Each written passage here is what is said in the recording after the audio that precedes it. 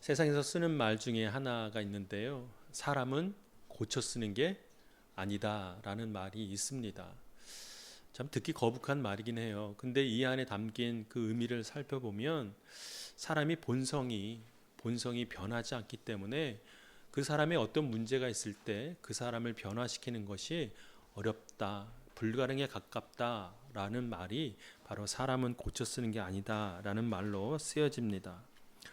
그래서 사람은요, 그만큼 변하기가 어렵다라는 것을 이 말을 통해서 증명하고 있지요. 여러분도 이 말에 동의하십니까?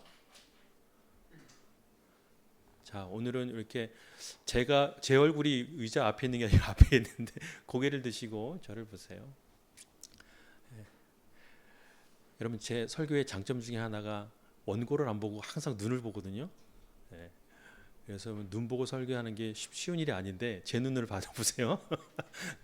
누구 멘트 같네. 내 눈을 바라봐 막 이러는 거 같은데 저를 보세요. 아, 여러분 이 말에 동의하세요? 사람은 고쳐 쓰는 게 아닌가요? 사람은 변할 수 없나요? 사람이 변하는 것이 어려울까요? 여러분 어떻게 생각하십니까? 변할 수 있죠. 만일에 이 말에 동의한다고 한다면 성경에서 가르쳐 주시는 그 가르침에 대해서 다시 한번 우리는 상고해 봐야 할 것입니다. 왜냐하면 성경의 가르침은 사람은 어떻게 해요?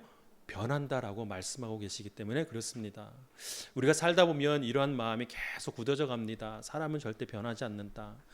변하는 것 같지만 결국은 변하지 않는다라고 말하는 것이 세상이지만 성경의 가르침은 그렇지 않다라는 사실을 우리는 꼭 기억해야 합니다. 왜냐하면 무엇보다 내 자신이 그 하나님의 말씀을 통해서 증거된 변화된 사람으로서 살아가야 하기 때문인 것이죠.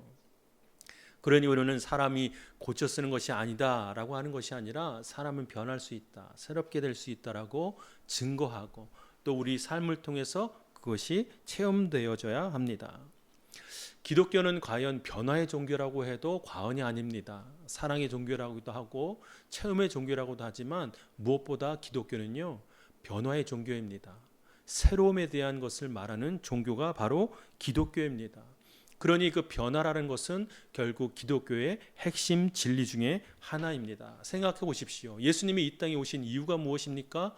사람들을 변화시키기 위함입니다. 예수님께서 십자가를 지신 이유가 무엇입니까? 사람들을 변화시키기 위함입니다. 또 무엇보다 예수님이 부활하신 이유가 무엇입니까? 사람들이 변할 수 있다는 것을 스스로 몸소 증거하기 위하여 예수님께서 그 죽은 몸 사망을 이기시고 부활하신 것 아니겠습니까? 그러니 우리는 이 성경의 이 복음의 말씀을 가지고도 사람은 분명 변할 수 있다, 새롭게 될 수 있다라는 사실을 믿을 수 있게 되는 것입니다. 그러나 여러분 잘 생각해 보면 성경은 단순히 사람이 변할 수 있다라는 희망의 메시지만을 전하고 있지 않습니다.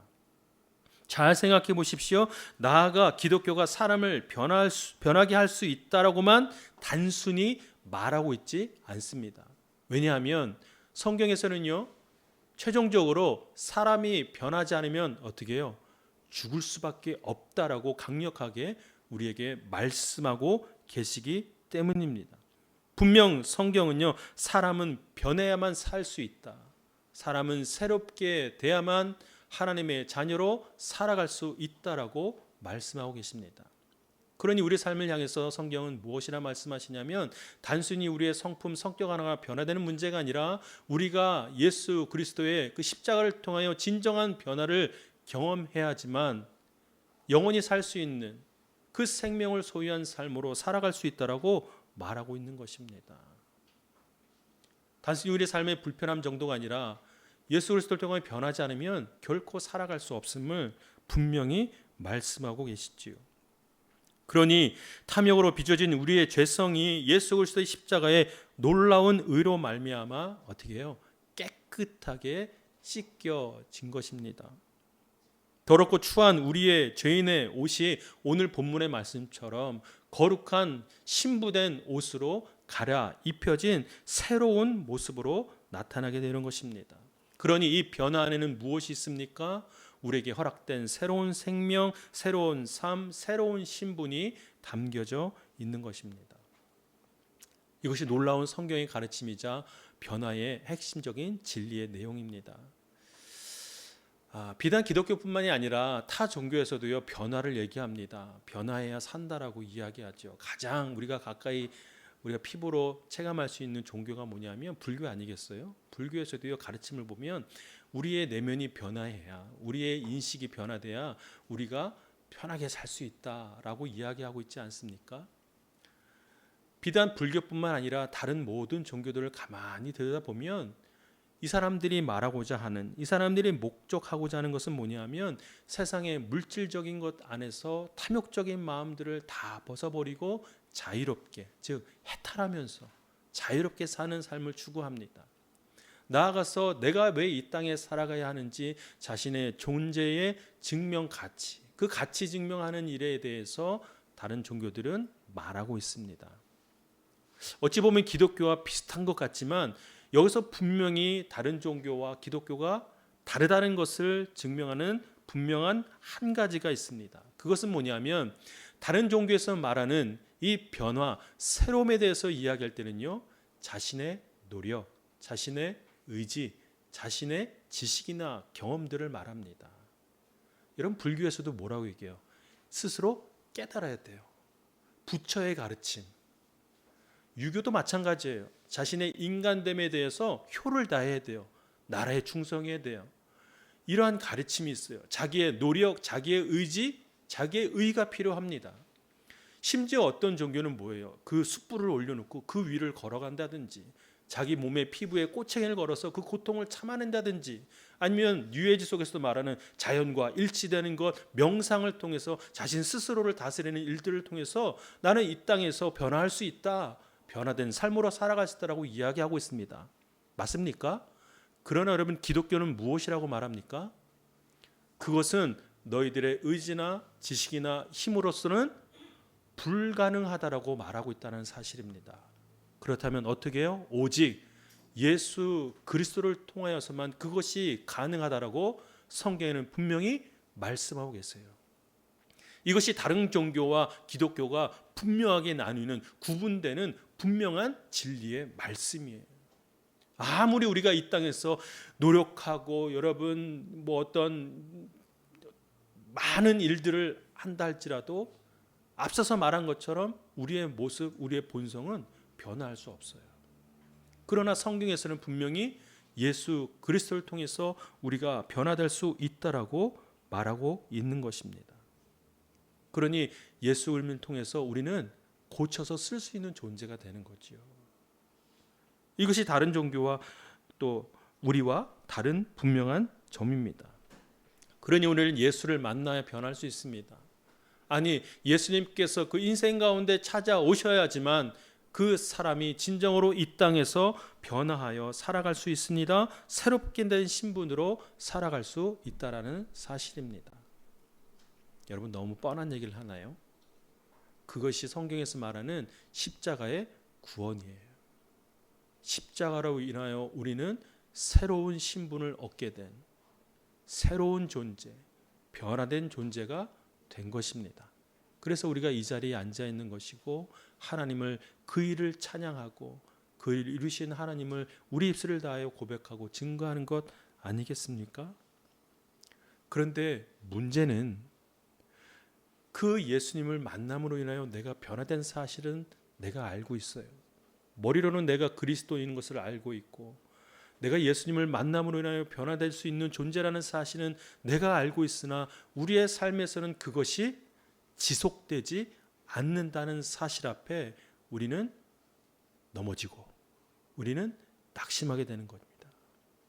분명 예수님의 십자가의 그 희생과 예수 그리스도의 그 십자가의 도를 통하여 우리가 변화된 존재, 새롭게 된 신분을 가진 하나님의 자녀되는 사실은 우리는 알고 있으나 우리 삶의 일상 속에서 너무나 평범하고 그리스도인으로 사는 우리의 삶의 그 자체의 현장 속에서는 그것이 유지되기가 어렵다는 사실이에요. 그렇게 되는 두 가지 가장 큰 이유 중에 첫 번째 하나는 뭐냐면 세상의 가치관이 늘 우리를 공격하기 때문에 그렇습니다. 지난주일 성일요한 것도 여러분 기억하시겠지만 세상의 가르침은 늘 우리를 공격해요. 유혹합니다. 그것이 틀리고 이것이 맞다라고 늘 그 뱀과 같은 그 입술로 우리에게 유혹하고 속삭입니다. 무엇이 하나님의 말씀인지 진리인지 우리가 분별할 수 없도록 말하는 것이 세상의 가치관을 통한 우리의 공격입니다. 또 하나는 무엇입니까? 우리의 신앙이 점점 무감각해진다는 사실이에요. 우리의 신앙이 점점 둔해지고 우리의 신앙이 식어져 가는 것, 그것을 통해서 우리는 과연 예수 그리스도의 십자가를 통해서 변화된 내가 계속 변화된 삶으로 살아가기가 어렵다는 사실을 우리의 모습을 통해서 우리 스스로가 발견되고 또 증명하게 된다는 사실이에요. 여러분 동의하지 않아요? 우리의 신앙이 계속 뜨겁게 유지되는 것은 정말로 어려운 일이에요. 처음 예수님을 만났을 때 너무나 뜨거웠던, 감당할 수 없는 정말로 그 하나님의 놀라운 그 사랑을 경험했음에도 불구하고 그것이 우리 삶에 지속되기라는 것은 너무나 어렵다라는 사실을 우리 스스로가 경험하고 있지 않습니까? 무엇인가를 열심히 해야지만 내 신앙이 뜨거워지는 것 같은 착각 속에 빠져서 하는 것이 때로는 우리의 단편적인 모습이에요. 교회에서 열심히 봉사를 해야지만 내가 하나님을 향해 열심히 무엇인가 뜨거움을 갖고 있다라는 생각을 갖는 것도 우리의 생각일지 모르겠어요. 그러나 여러분 중요한 것은 하나님을 향한 나의 마음의 반응, 믿음의 반응, 그 열정이 계속 유지되는 것이 너무나도 어렵다는 사실을 우리는 우리의 삶을 통해서, 우리의 모습을 통해서 볼 수 있습니다. 그래서 오늘 성경에서는요, 우리가 새롭게 되기 위하여 무엇보다 우리를 새롭게만 하시고 변화시키신 그 예수 그리스도의 놀라운 구원의 역사가 우리 삶 가운데 지속되기 위하여 우리에게 무엇이 필요한가를 말씀하고 계세요. 그래서 오늘 우리가 수련회를 통해서 함께 주제 말씀으로 삼은 말씀, 로마서 12장 2절 말씀에 이렇게 우리에게 도전하고 계십니다. 여러분 암송하시나요? 네. 12장 2절이에요. 한번 읽어봅시다. 시작.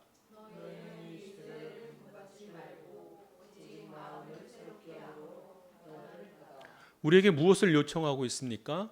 계속해서 반복적으로 우리의 마음을 새롭게 함으로 말미암아 변화를 추구하라고 말씀하고 계세요. 왜요?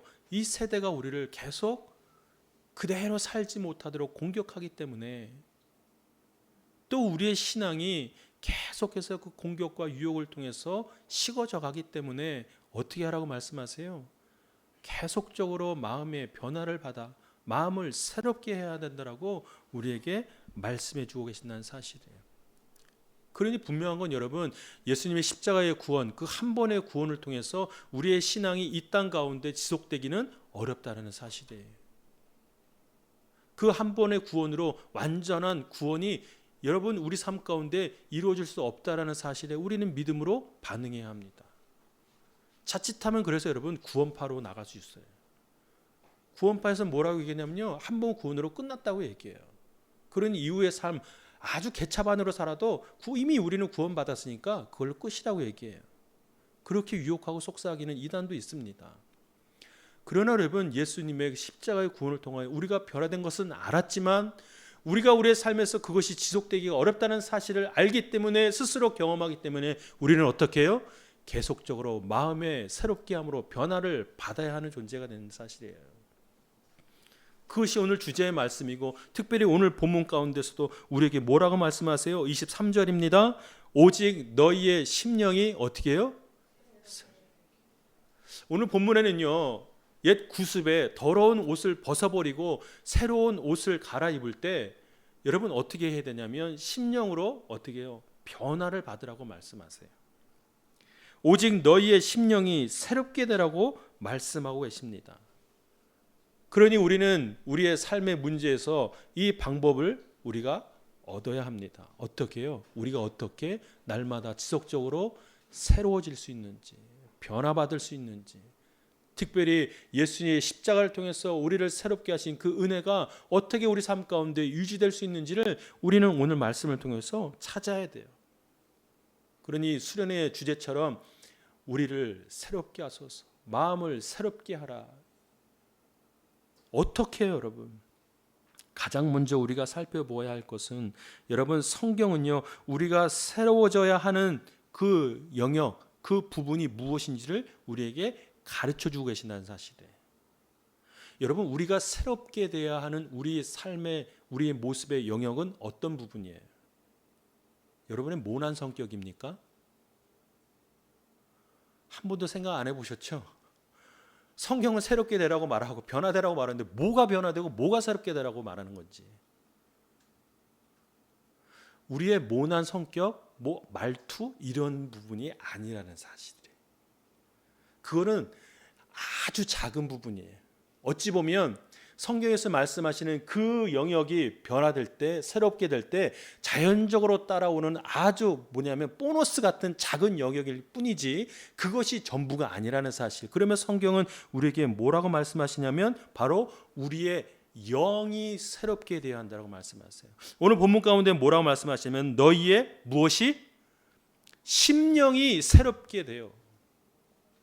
앞서 말씀한 것처럼 로마서 12장 2절에도 마음을 새롭게 하여.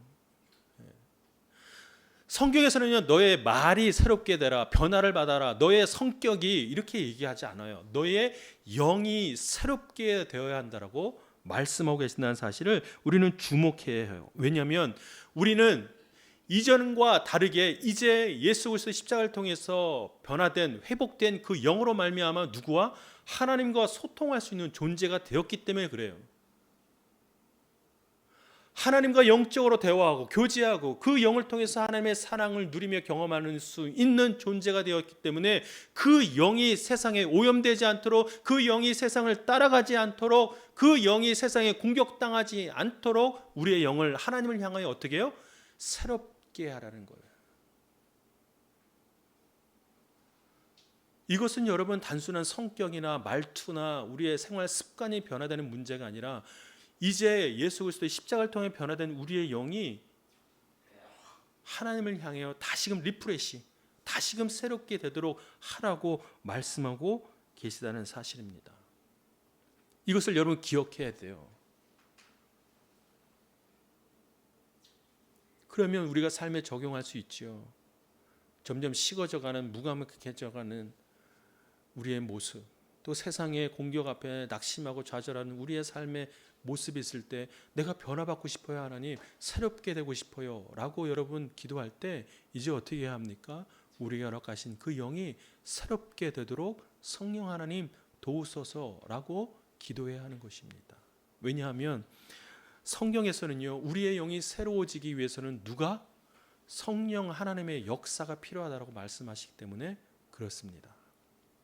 예수님께서 이 땅에 오셔서 이미 이루신 놀라운 우리에게 허락하신 회복된 영, 그 새 영이 이 땅에서 지속될 수 있도록 하나님을 향하여 그 영으로 소통할 수 있도록 누가? 성령님께서 도우신다라고 말씀하고 계시기 때문입니다. 오늘 디도서 3장 5절 말씀을 한번 같이 보면 좋겠습니다. 우리의 삶의 신앙의 모습이 이렇습니다. 우리가 어떻게 영이 새로워져야 하는가 함께 읽을게요. 시작.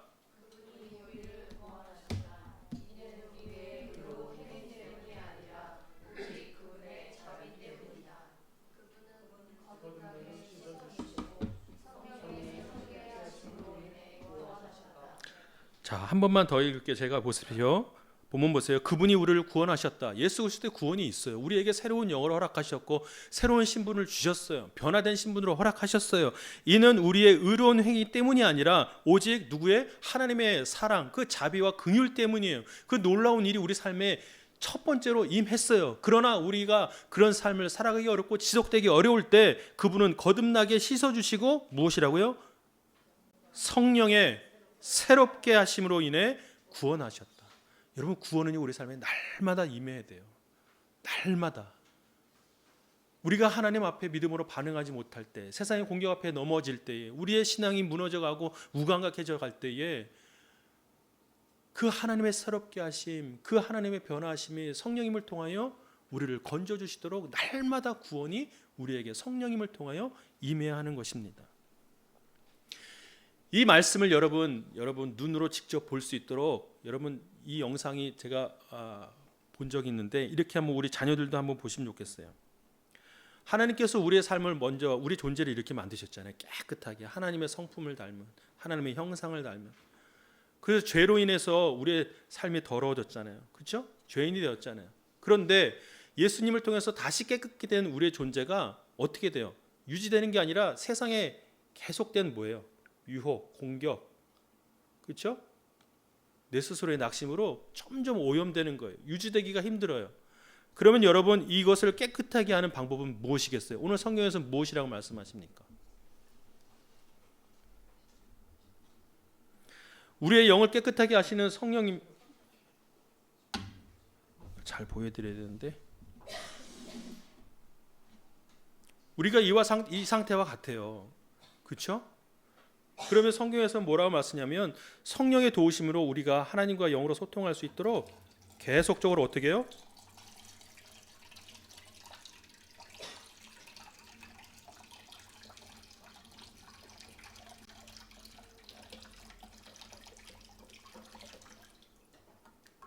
성령의 부으심이 필요해요.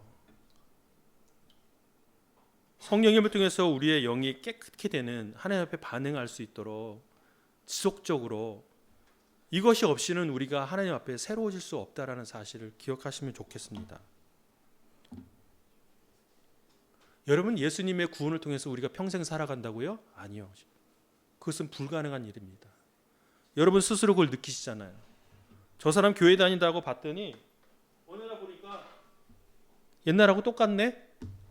다른 사람 생각할 거 없이 여러분 스스로도 그렇게 느끼지 않습니까? 그럴 때 우리에게 필요한 것은 성령님을 통해 우리의 영이 새롭게 되는 그것을 우리가 날마다 삶에서 누려야 해요. 우리의 의지 힘으로는 안 돼요. 성령이 모셔서 내 영을, 내가 하나님 앞에 반응할 수 있는 그 영을 새롭게 해주세요. 그렇게 기도하고 그것에 대해서 하나님이 성령님을 통해 응답할 때 우리가 이제 세상에 마음을 두지 않고 어디에요? 하나님 앞에 마음을 두고 우리의 생각을 세상이 아닌 하나님 앞에 두고 이제 우리의 삶을 어떻게 바꿔야 할까, 변화해야 할까, 그렇게 성령님께서 우리의 생각을 깨우쳐 주시고 그렇게 살아가게 하신다는 사실이에요. 여러분 앞서서 보신 것처럼 계속 물을 붓는 것은요, 여러분 어떤 여러분의 봉사나 여러분의 어떤 열심이 아니라는 사실을 꼭 기억하세요. 착각하면 안 됩니다. 교회 안에서 열심히 하신다는 분들 제가 다 부정하고 폄하할 수는 없지만 그거보다 더 본질이 되는 것, 더 밑바탕이 되는 바탕은 뭐냐면 성령님 앞에 반응하는 거예요. 그러니 성령님께서는 우리에게 어떻게 역사하세요? 성령의 충만함을 받으라라고 말씀하십니다. 차고 넘치도록. 그것을 여러분의 삶에 도전하고 여러분께서 그것에 반응하셔야 돼요. 오늘 이제 이 수련회를 통해서 이 말씀을 통해서 이제 올해 1년도 이제 넘어갔잖아요. 중간이 다시금 우리의 영을 하나님 앞에 새롭게 되는 그런 분기점 터닝 포인트가 되면 좋겠습니다. 네. 이전과 똑같은 우리의 삶의 모습이라 할지라도 이전과 비슷한 동일한 우리 교회의 모습이라 할지라도 이제 우리가 변화할 수 있는 것은 뭐예요? 성령의 도우심으로 영으로 하나님 앞에 반응하는 것. 그래서 여러분의 마음을 새롭게 하는 것, 그런 삶을 사는 우리 모두가 되기를 주님의 이름으로 축복합니다. 아멘.